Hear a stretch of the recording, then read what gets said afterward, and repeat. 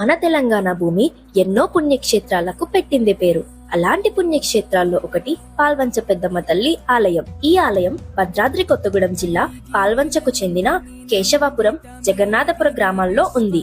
ఈ ఆలయాలకు సంబంధించి ఇక్కడ ఒక కథ ప్రచారంలో ఉంది.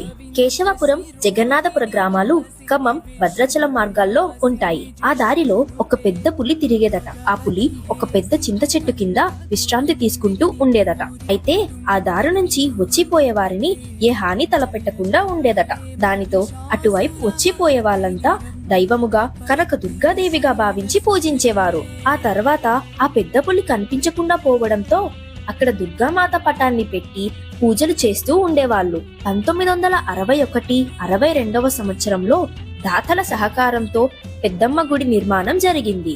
ఎప్పుడైనా పెద్దమ్మ తల్లి గుడికి వెళ్లారా?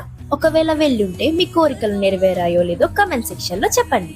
అలానే నెక్స్ట్ ఏ గుడి గురించి తెలుసుకోవాలనుకుంటున్నారో చెప్పండి. ఇట్లు మీ భద్రాద్రి అమ్మాయి.